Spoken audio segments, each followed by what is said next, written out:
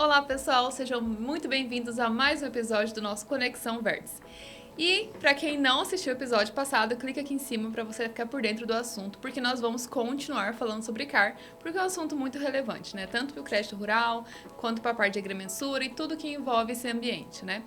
No episódio passado, o doutor fez uma pergunta muito peculiar para o Rafael. E aí, Rafael? Todo mundo tem CAR? Como é que tá a situação? Hoje em dia, falar assim que é muito difícil a gente achar uma propriedade ainda que ela não tem CAR. A maioria das vezes é de um pequeno proprietário, um pequeno produtor. Só que o que a gente mais vê são CARs muito antigos, desatualizados, né? Que é o que bate na porta aqui na hora que a gente está quase fechando, precisando que faça uma atualização e nem sempre a gente consegue, né? Fazer essa atualização em tempo hábil. Ô, Fer, você voltar numa pauta que você falou logo mais, que é uma coisa que pega bastante no departamento de agrimensura, que é sobre o marco temporal. Muitos produtores nos procuram para fazer desmembramento de áreas. E eles não levam em consideração a questão da área de reserva, que tem que ser levado em consideração esse marco temporal também. Não é simplesmente você desmembrar essa propriedade. E muitas das vezes a gente indica de fazer um estudo sobre esse imóvel, porque o jeito correto a se fazer, você faz esse desmembramento, mas você tem que levar em consideração a questão ambiental. O que você pode falar sobre isso, até para trazer luz sobre essa questão para os produtores que estão com essa dúvida e estão pretendendo desmembrar as áreas? Como é que eu posso colocar isso em pauta? Essa é uma boa pergunta e sim, a resposta muito bem respondida, ela é bem longa, né? Tanto que a gente faz um laudo de análise, igual você já mencionou. Mas assim, colocando em pequenos tópicos, são avaliados 3 marcos temporais, né? De acordo com a legislação e instruções normativas da SEMA. Tem o ano 2000, marco de 2000, que é maio de 2000, ele fala do quantitativo de reserva que deve ter na área. Então, tem algumas características que a gente pode observar que podem dar benefícios, né? Então, ele pode ter menos reserva na área do que se você for fazer uma abertura hoje. Então, hoje no Cerrado, você pode abrir 65% da área. Mas no passado, podia abrir até 80%. Então, se ele abriu quando podia até 80%, então hoje ele pode manter aberto até 80%. Beleza, esse é o marco de 2000. Aí a gente tem o marco de 2008. O de 2008 fala da área consolidada. Então, lá no Código Florestal, o Código Florestal que todo mundo conhece, lá fala que se a área foi aberta antes de 2008, ele pode compensar o déficit de reserva legal em outra localidade. E a gente tem, por último, um novo marco, que ele é bem recente, que tem na instrução normativa da SEMA e ela adota isso, se essa matrícula ela foi dividida anterior a 2012, ou seja, é anterior ao Código Florestal essa divisão. Então, entende-se que se dividiu antes, não tem por que fazer uma análise conjunta dessas matrículas. Agora, para novos serviços, igual você estava mencionando, a gente se perde essa questão de 2012. Aí a gente vai observar 2000 e 2008. Aí sim, aí a gente faz a análise certinho, o que tinha, o que não tinha, o que deve ser feito, como é que vai ficar. Aí a SEMA ela tem um jeito de calcular esse déficit, como que é essa distribuição, né? Que aí esse aí eu vou deixar para quem vir aqui, cliente vir aqui, querer contratar nosso serviço, a gente explica melhor, né? Porque senão ficar aqui um tempão falando, mas... Tem solução? Tem, é bem uma solução, né? Mas tem como a gente entregar esse valor já para a pessoa de dividir. Como é que vai Rafael, ficar? então se foi depois de 2012, a reserva ela fica em qual matrícula, considerando o desmembramento? Vai ser analisada a matrícula antes do desmembramento.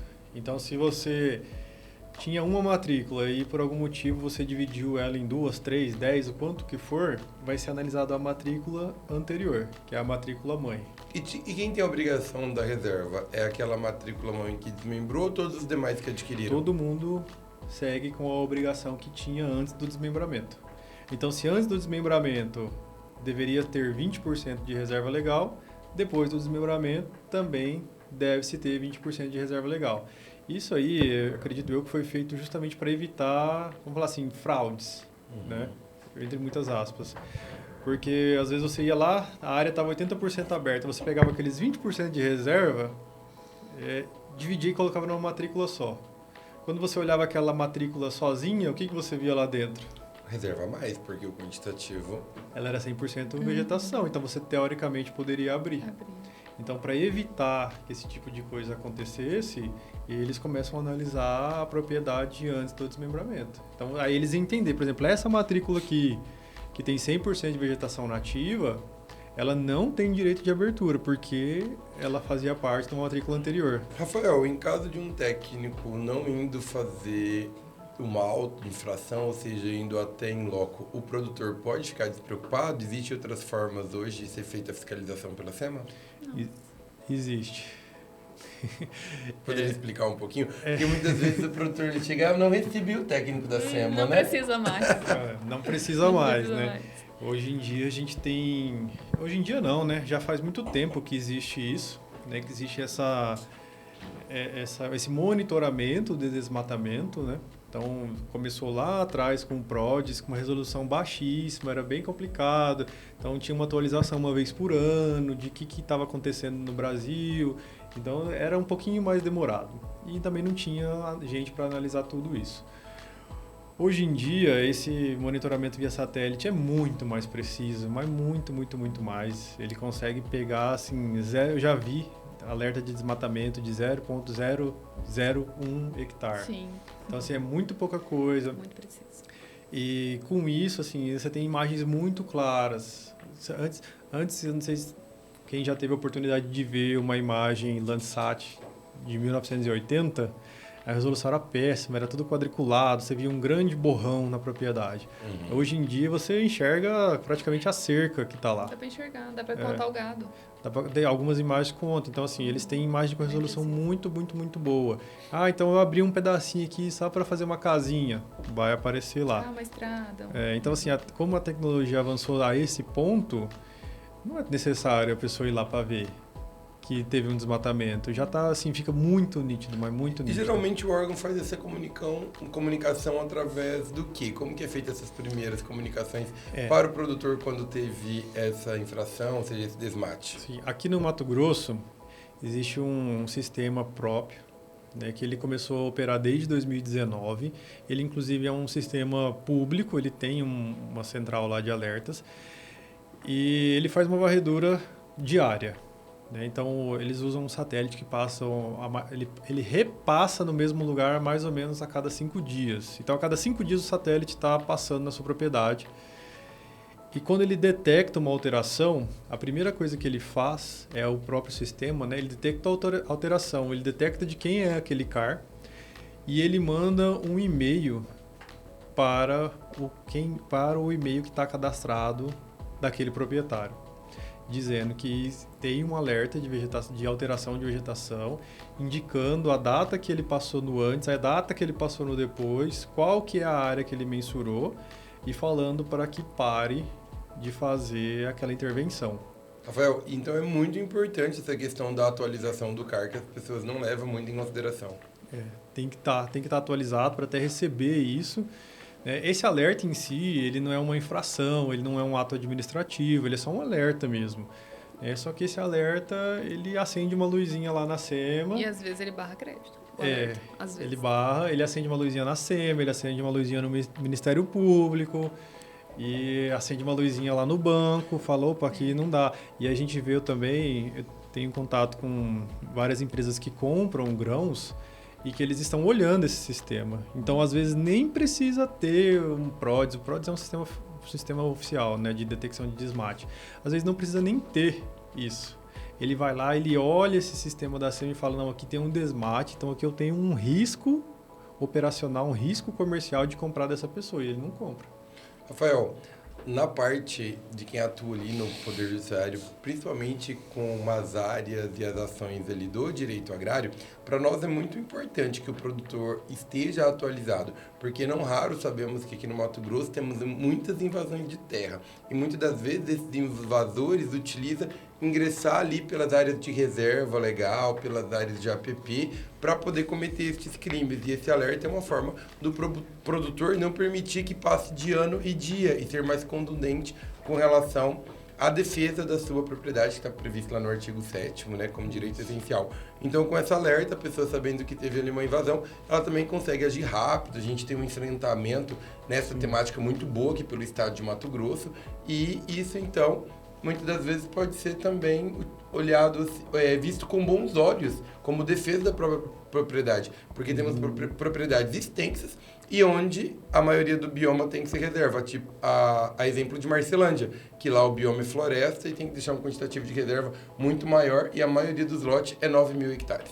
Exato, isso, a gente já tem isso aí, há vários casos que a gente recebe, porque nós recebemos cópias desses alertas, né? Então, volta e meia a gente recebe um alerta de alguma propriedade e a gente conhece o cliente, né? É um cliente longa data, e a gente sabe que ele não desmata. A gente sabe que aquela área lá ele deixa, ele não vai mexer. Aí a gente recebe os alertas, a gente vê algumas situações estranhas, né? A gente já viu alertas assim que vieram vários alertas e a gente foi ver, era uma estrada no primeiro. A gente falou, alguém abriu uma estrada, né? Já é um alerta, né? Uma coisa assim, ficar atento. De repente a gente viu que essa estrada fechava um retângulo. Então ela formava um retângulo, assim, a gente fala, ninguém faz estrada em retângulo. Ninguém faz uma estrada para dar uma volta para voltar para o mesmo lugar. Aí a gente acionou os proprietários, falou, olha, tem um alerta que está vindo e esse alerta está formando tá indo um formato muito estranho, né? Tá tendo um formato muito estranho. Corre lá, aciona o pessoal, e era uma área que eles mantinham como reserva, que eles não usavam. Aciona o pessoal, aciona alguém lá da região urgente e vai lá. Aí eles acionaram a polícia, foram lá com mais algumas pessoas, chegaram lá, já tinha maquinário pronto. Eles tinham feito o retângulo para demarcar a área que eles iam desmatar. E era uma invasão. E quem que é penalizado por isso? Quem invadiu ou o dono da área? Temos no Brasil, para responder essa pergunta, eu vou voltar só um pouquinho antes com relação ao que é posse nova e posse velha, para a gente poder fechar esse assunto. Produtor, posse nova é aquela menos de ano e dia. Posse velha é aquela mais de ano e dia. Se uma pessoa invadiu a sua propriedade, ela tem mais de ano e dia, ela tem o direito de discutir dentro da sua propriedade. O juiz faz uma audiência, né, preliminar de justificação e vai ouvir os seus vizinhos, as testemunhas e saber se aquele invasor tem mais de ano e dia ou menos de ano e dia. Se ele tiver mais de ano e dia, dificilmente você vai conseguir um liminar de reintegração imediata na posse. Se ele tiver menos de ano e dia, é muito possível. É assim que a legislação pensa. Voltando aqui para a sua pergunta. Então, aí no caso desse menos de ano e dia, né? O Rafael alertou, já avisou o cliente, então nessa situação o cliente consegue entrar na justiça e requerer a gente sua tem, propriedade. na questão ambiental, a obrigação próprio terreno. A obrigação próprio terreno, ela acompanha a coisa, ou seja, você tem uma propriedade, você é o dono da propriedade e ela teve uma infração ambiental, um desmate ilegal e etc., você também vai responder. Mas neste caso é muito importante a gente identificar quem que causou o dano, porque a gente faz uma ação em conjunto com o Ministério Público e etc., e obriga ou seja, indenizar, porque considerando a questão ambiental, a responsabilidade é tríplice, né? Então a gente tem a parte criminal, a gente tem a parte administrativa e de compensação. Então, neste sentido, é muito importante que seja identificado quem que é o infrator, porque a gente demonstra o dolo, ou seja, a vontade e de quem é a culpa, né? Nesses casos, mas não foge, a obrigação própria tem quem acompanha, quem que é o infrator não foi o suficiente ali para restaurar e etc., o dono da propriedade ele tem a obrigação. E vem muito, né, de encontro essa fiscalização, porque o produtor atualizado o seu cadastro, ele consegue evitar esse tipo de situação. Então, nesses casos, acho que a primeira coisa que se deve fazer é fazer um BO, para se resguardar sobre isso. Isso, que nem o doutor estava falando assim, o próprio terreno, que significa que ele é da propriedade, né? Então, assim, independente de quem fez, independente de quem é o dono, independente se você vender essa propriedade para 10 pessoas depois, essa obrigação de recuperação ou de compensação, ela acompanha a propriedade. O dolo, essa questão de quem fez, é do processo civil e criminal. Então, assim, vamos falar assim, que você entra na minha propriedade e invade lá e desmata as APPs. A culpa é sua. Então, criminalmente, quem vai responder é você. Só que a obrigação de recuperar ainda é minha. Né? Então, posso te colocar na justiça, fazer você me indenizar, você me pagar esses custos que eu vou ter, mas a obrigação é minha. Porque eu sou o proprietário. E se eu vender para a Karina, a obrigação passa a ser dela. Interessante. Daí entra a necessidade de procurar a Vértice para fazer um estudo prévio, né, sobre a propriedade, para saber se tem alguma questão ambiental pendente, porque isso pode trazer muita dor de cabeça para o proprietário. Então, eu sei que vocês têm esse serviço, eu acho bem interessante. Tem um tempo já que vocês oferecem Sim. isso, né? Então, pessoal, vai comprar uma área, nos faça uma visita antes, faça um estudo para evitar dor de cabeça lá na frente. É bem importante. Não só o ambiental, como também o fundiário. Sim, sim. A gente oferece ambos os laudos aí para compra e venda de imóveis, que dá bastante segurança na aquisição. Então, e também não só de compra, né? Quando você está arrendando uma área, você também pode ser responsabilizado por passivos ambientais que acontecem lá, que tem lá dentro, né? Porque quando você arrenda, você passa a ser o utilizador. Então, se você tem um embargo na sua propriedade, na sua propriedade que você está arrendando, você não sabe disso e você produz nesse embargo, você está impedindo a regeneração e utilizando aquela área de forma indevida. Então, o arrendatário, o arrendante, na verdade, né, ele pode estar sendo penalizado por conta disso. Principalmente pela dificuldade de escoação, né, deste produto. Porque hoje existe a legislação muito exigente no sentido de que não apenas quem cometeu, mas quem também está produzindo, ou seja, exercendo atividade em áreas com problemas ambientais. No início do ano, a gente teve uma situação, a gente comunicamos para vocês, ambiental, né? Que começou a ter muitos alertas de PRODES no estado, mas assim, foi uma quantidade muito relevante, né? Então a gente ficou preocupado, e agora? Vai travar todo o crédito, porque 80% das propriedades começaram a aparecer alerta, né? A gente fala, e agora ambiental, o que não vamos fazer, né? Acho que a gente até chegou a conversar com vocês lá no pessoal do direito e tal.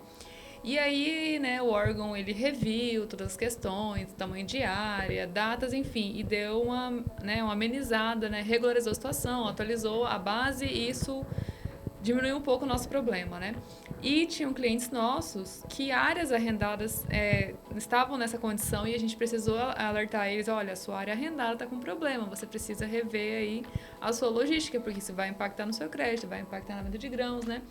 Então fica, né, esse alerta, não é só a sua propriedade. Se você está arrendando, está produzindo ali, você está passível de ser, né, notificado, passível de ser penalizado.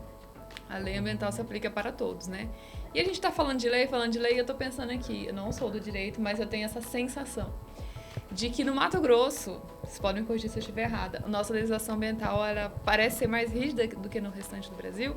Ao Brasil, É uma impressão? o Mato Grosso, assim, ele é exemplo para o Brasil com relação à preocupação ambiental, com a legislação ambiental, e a gente é utilizado para isso como exemplo aí para todos os outros estados.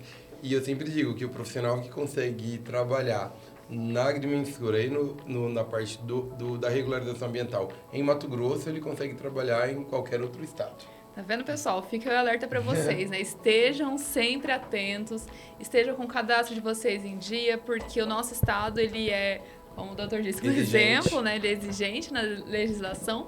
Então, para que a gente consiga continuar produzindo com qualidade, com segurança jurídica, nós precisamos estar todos atentos, né? Nós, parte do planejamento, né? Com crédito rural, pessoal do ambiental, agrimensura, pessoal do direito, todo mundo trabalhando junto para que a gente possa crescer, que nosso estado continue sendo um grande produtor, mas dentro da lei, né? Eu acho que é importante também a gente frisar que a instituição financeira, muitas das vezes, não é por conta que ela está com implicação, que ela é difícil. É que a legislação hoje obriga eles a responderem solidariamente se eles liberarem um crédito para alguém que esteja cometendo infração ambiental. Então, por exemplo, o banco, a instituição foi lá, liberou um determinado crédito, aquela pessoa que recebeu o crédito, no momento do recebimento, ela atendia toda a legislação, mas depois ela cometeu uma infração naquela propriedade que recebeu o custeio, ou seja, o benefício. É importante frisar que tem um vencimento antecipado, né? Digamos assim, aquele custeio e aquele crédito. Que a pessoa terminou de pagar, até um X período o banco pode fiscalizar, e já aconteceu dele fiscalizar, já estava tudo pago. Aí a legislação mudou, e com essa mudança de lei, o cliente acabou entrando ali naquela lacuna, né? Entrou naquela situação e ele foi penalizado. Já estava tudo pago. Aí ele teve que pagar um IOF e mais uma multa. Então, quitado. E se for durante, ou seja, a pessoa pegou ali um tem que pagar custeio... antecipado. tem que pagar antecipado. Então, produtor, é muito importante que a legislação ambiental seja cumprida, porque um pagamento antecipado, dependendo da operação, ela pode inviabilizar aquela atividade. Pega esse ano, por exemplo, né, que a gente teve um atraso no início das chuvas, isso atrasou e comprometeu o plantio. Agora, na colheita aconteceu, chove, isso também compromete a colheita. Então, esse ano nós temos um entrave climático e nós também temos um entrave comercial, né, porque o câmbio, né, os conflitos que acontecem ao redor, tudo isso influencia na economia. Então, a gente está com... Fora a guerra. Exatamente. Então, assim, nós estamos com duas questões bem relevantes. Então, você pega esse ano atípico, que a sua produção é menor, que os insumos variaram muito o preço, então o seu custo foi muito grande, e agora na hora de vender o grão caiu, o preço caiu. Então, se você tem que pagar uma operação antecipada, isso compromete muito o caixa do produtor, né? Não é à toa que nos últimos 2 anos a gente teve tantas RJs. Uma explosão de recuperação judicial. E a gente vê que é uma cadeia essa questão da dificuldade financeira, porque quando começa os inadimplentes, você vê que do grande ao pequeno é uma cadeia que vai caindo. E a gente observa que o banco hoje ele tem exigido a alienação fiduciária, a garantia real como requisito. Antes você conseguia dar como garantia o seu insumo, sua própria produção. Então, né? Isso, Era bem com mais... essa explosão de RJ, obrigou com que as instituições também começassem a analisar um pouco melhor. Clientes grandes, clientes antigos, todos com garantia real. A gente vê que as garantias dos removentes, por exemplo, ficou muito fácil de burlar a legislação. E sabemos que, principalmente o crédito, quando ele é público, ele impacta em todos nós, né? E a falta do crédito, ela inviabiliza, ela vai em desencontro com o desenvolvimento da economia. E eu acredito que o nosso Mato Grosso, daqui a alguns anos, vai ser mais industrializado do que São Paulo. Então, é muito importante que a nossa malha esteja regularizada para fim de conseguir os investimentos e os incentivos. A cadeia tem que estar pronta, né? Para que flua, né? Para que o agronegócio continue crescendo aqui na nossa região. E a questão ambiental está muito atrelada a isso, né? Então, sem regularização fundiária e ambiental, não se consegue chegar ao Não crédito. tem crédito. Se a casa não está em ordem, não tem dinheiro. Não tem crédito. Isso. E hoje, que nem vocês estavam falando, né? O Mato Grosso está se industrializando, estão vindo usinas para cá, né? Estão crescendo, implementando. Aqui em Rondonópolis também já estão construindo uma outra usina, né? Para receber e processar esse material ainda aqui na região. E essas empresas que compram esses produtos, elas estão muito antenadas na parte ambiental, né? Nessa questão de compliance, de compra, de diminuição de riscos. Tenho tido reuniões com algumas empresas dessas, eles estão analisando muito minuciosamente qualquer sinalzinho de qualquer possibilidade de risco de que comprometa essas empresas, elas caem fora mesmo, elas não compram, porque esses dias eu até conversei com uma empresa, falei, não, mas desse jeito aí você vai estar barrando e tal, como é que a gente consegue... como é que a gente não, né? Como é que o produtor ele consegue se regularizar? Porque eles queriam um CAR validado. Eu falei, esse CAR validado não tem nem previsão. Como que regulariza? Ele, não, a gente, assim, falando muito direto ao ponto. Basicamente, a pessoa falou para mim bem assim, eu tenho 3.000 ofertantes. Então, não vai ser esse que vai me afetar. Então, eu não compro de você, eu compro de outro. E foi simplesmente assim. E a gente tem o livre comércio, né? Digamos assim, as pessoas têm a liberdade de transacionar. Então, é por isso que, mais uma vez, já está redundante, é importante que você esteja regularizado ambientalmente e fundiariamente, porque sabemos que, como tudo, por mais que é rápido, é moroso. O rápido hoje, mesmo que da extrajudicialização, pode levar 6 meses, ou da questão do CAR, e mesmo que digital, tem todas essas peculiaridades. Então, a prevenção ainda é o melhor caminho para o desenvolvimento. O rápido é a liberação do crédito, mas para que seja rápido, tem que estar com tudo em ordem, né? Tudo regularizado. Iago, e você, né, acompanhando aqui a nossa conversa, como que você relaciona as questões fundiárias com tudo isso que a gente está discutindo, assim? Eu estava até pensando numa questão. Muitas das pessoas esquecem de atualizar cadastro, que é basicamente CCIR, ITR, CIB. As pessoas às vezes desmembram ou fazem a venda de uma fração da área e esquecem de fazer a atualização dos seus cadastros. E hoje isso é primordial, porque tudo que vocês estão falando aqui, vocês podem fazer tudo isso, e se vocês não estão com o cadastro atualizado, você também não vai ter acesso ao crédito. Você não vai ter esses benefícios que você teria direito. Então, assim... Hoje as pessoas têm que levar também em consideração a parte fundiária, que muitas das vezes as pessoas pensam em regularizar um imóvel por georreferenciamento na hora da venda. Hoje não é mais só para isso. Você, como prova, pode saber que tem que ter isso atualizado. Você não tendo o CCIR e ele não estando coerente com o que está no ITR também, isso aí não vai frutificar para ele. Barra o crédito. Você falando em gel, né? A gente sabe que foi promulgada a lei, né? Mas são propriedades bem pequenininhas. Sim, nós tínhamos, ele foi prorrogado até o fim de 2029. Só que, assim, tem uma pegadinha em tudo isso, que os cartórios eles podem fazer as exigências de estar com os dados atualizados na matrícula, com os limites bem definidos. E tem casos aqui que já veio para nós que a pessoa não conseguiu seguir com a venda e o registro na matrícula porque não estava atualizada a margem da matrícula. Iago, o que eu observei dessas devolutivas é que, apesar de não ter a obrigação da certificação, existe a obrigação das peças técnicas. Exato. E lá mesmo, onde foi prorrogado esse prazo, lá deixa uma ressalva que os cartórios podem exigir atualizações da matrícula ou qualquer outra coisa que se faça necessário para formar a convicção do cartorário. Então, tudo isso aí, o cartório não abre mão ainda. E qual é a diferença entre a realização do gel e a certificação? Olha, a certificação é você lançar os dados no banco de dados do INCRA, que é lá na plataforma do CIGEF, que é a plataforma do INCRA. E você levar esse registro com as cartas de confinante, toda a documentação em dias para o cartório e averbar, é o GO averbado que abre uma nova matrícula com a descrição correta do perímetro. Eu tive muito caso ali dos clientes procurando, doutor, agora prorrogou a obrigatoriedade do gel, então eu não preciso mais contratar o profissional. É bom que fique claro que ainda é necessária a contratação do profissional, é necessário a entrega das peças técnicas, ou seja, do memorial descritivo, das cartas confrontantes devidamente assinadas, para que seja possível transferir uma propriedade. Você deixa de fazer o registro, mas essas peças e essas cartas de confrontantes, elas é necessárias.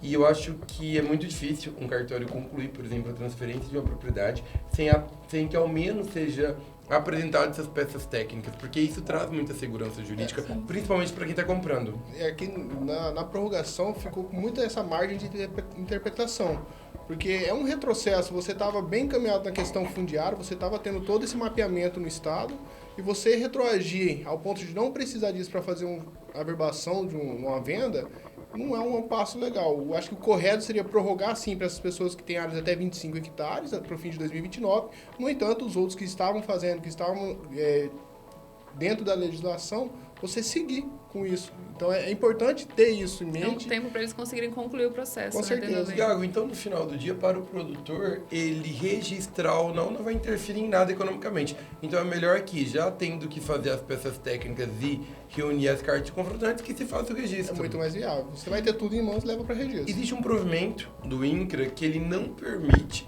fazer o registro de gel de áreas que ainda estejam em processo de uso capião. O que você tem para poder contribuir com relação a essa situação? Bom, hoje o uso capião tem um provimento 73 que ele exige, como já foi dito, dessas questões do laudo técnico. Só que na normativa do INCRA, o cartório tem que instruir todo o processo do uso capião e ao fim do processo ele emite um mandato onde solicita a certificação dessa área. E só dessa forma que o INCRA certifica essa área como uso capida. E é muito comum as pessoas tentarem certificar esse gel antes de concluir o processo de uso capião? Assim, gera muitas dúvidas, porque não é possível você entrar dentro do CIGEF solicitando isso, porque hoje é tudo muito integrado, questão de CCIR. Para você fazer essa ação dentro do processo normal, você sabe, como advogado, claro, você sabe, mas você tem que ter o CCIR dessa área, você tem que ter o ITR, e junto disso tem o mandato do cartório. Você juntando todas essas peças técnicas, você lança para o INCRA, e aí sim você consegue certificar essa propriedade. Até então você não tem acesso, você não consegue lançar dentro da plataforma para fazer essa prévia da certificação. Perfeito. Bom, gente, a gente está vendo aqui que assunto agrimensura tem muito ainda para discutir, né? Mas estamos chegando ao fim do nosso episódio. Quem está curioso, está precisando saber mais sobre isso, continue nos acompanhando. Se você não é inscrito, já se inscreva, clique no sininho para ficar por dentro de todas as notificações e nos acompanhe aqui nas redes sociais para ter acesso ao próximo vídeo que vai ser sobre agrimensura. Então, é um assunto muito interessante. Continuem ligados conosco para ficar cada dia mais informado. Até o próximo episódio.